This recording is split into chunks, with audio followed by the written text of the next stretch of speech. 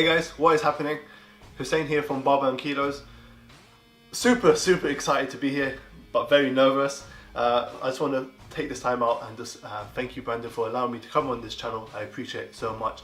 Great friend of mine, and I'm just super excited to be here and addressing you guys with a particular topic. So let's get this video started.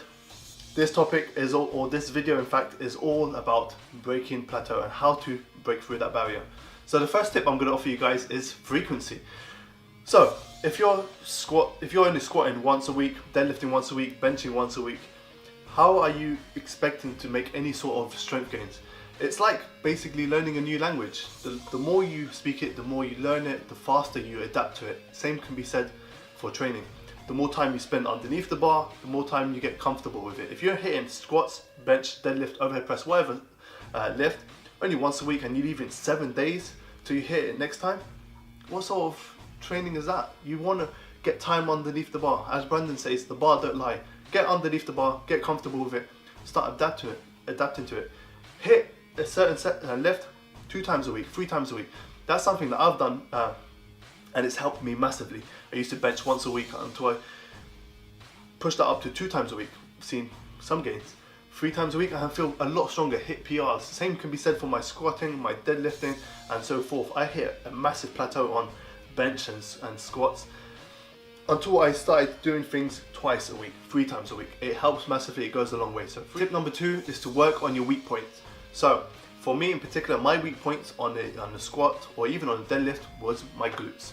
I found it so hard to kind of explode out the hole and kind of be strong in that position. So what I decided to do was to kind of focus and isolate the glutes. It's a social stigma for men in general to kind of have big glutes, but trust me, it's probably one of the most powerful things you could do. Increase kind of your glute strength and you'll find that your squats, for example, and your deadlifts will increase. I found it very difficult, for example, on a deadlift to kind of explode off the floor, kind of pull the bar. So what I'll do is I'll do a deficit, a variation of the lift that helped increase the range of motion on my deadlift and help me become stronger. On the lockout portion of the deadlift, the glutes became handy and they kind of helped me push through.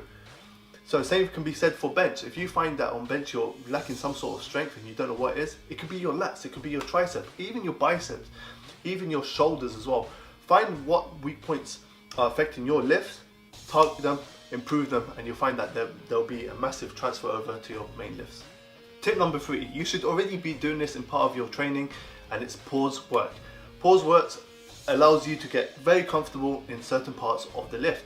So for example on the bench, off the chest, squats in the hole, and deadlifts, kind of keeping yourself tight when the bar is just roughly at knee point. So the whole point of pause work is to get you comfortable under a certain load. So you want the whole emphasis is to stay tight, brace your core, keep your glutes tight, keep your back tight. Even on the bench, you want to keep everything nice and tight. So the emphasis of keeping everything tight, get yourself comfortable under a certain load.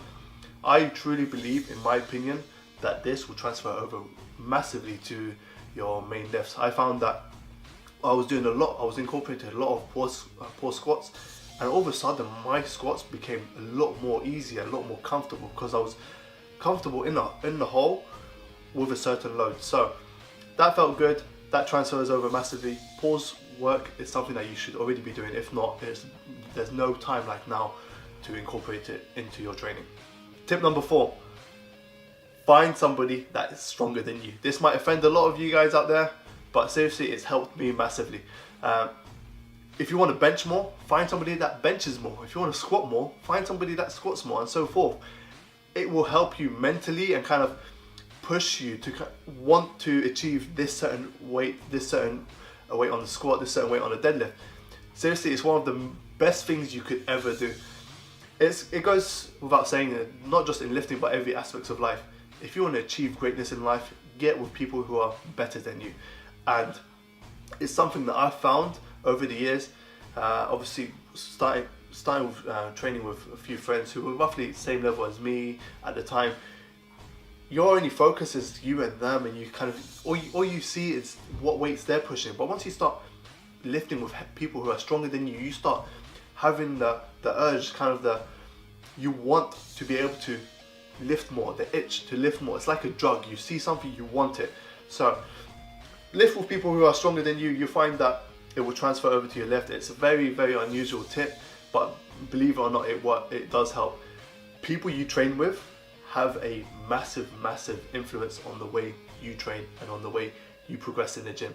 Trust me on this. Let me know how you get on. The fifth and final tip is to stop listening to people and filter out information. So you might be wondering, should I close this video? No, listen to what I've got to say. There's so much information out there that you could become over flooded with not knowing what to do. Filter the information that works for you. One great thing about Brandon's video is he always mentions this is something that works for me. He doesn't say this is a fact and this is what works. No, this is something that works for him. I've come across various videos or even people who say, oh, but I saw this guy doing this, or this guy was squatting this way. Look at this guy's body's composition. Look at this guy's body's composition. His body might be completely different to you. Your mechanics are different to everybody else's.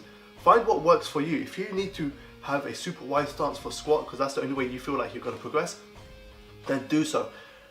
You listen to loads of information out there, it's only going to throw a spanner in your progress. Listen to yourself, focus on what you really believe works for you and get on with it. Target it, work on it and improve it. That's the only way you will ever improve. If you keep listening to what person A will have to say or person B, you will never move forward in your life. So I've got a bonus tip for you guys because I'm such a lovely guy. The bonus tip for you guys is to believe in yourself. Let it come from the heart. Seriously, if you don't believe in yourself, nobody will. You need to kind of have the focus, have the confidence in yourself, knowing that even though you're stagnated and you've plateaued on a certain lift, believe in yourself that you will beat it. It's something that it has to come from within. Nobody can tell you to do this or do that. You need to believe in yourself. Believe me or not, it's one of the best things to do. Motivate yourself, find confidence, be consistent, believe in yourself. Wrapping this video up, I just want to thank all you guys for watching. I just want to thank Brandon as well, once again, for allowing me to come on his channel and deliver kind of this video to you guys. If you enjoyed this video and you want to see more maybe mediocre lifting from my part, sometimes I do lift heavy and I do hit PRs, believe it or not. I'm sure Brandon will leave a link to my channel below. I appreciate you guys watching. Once again, Brandon, thank you so much for letting me come on this channel, and I hopefully see you guys next time. Peace.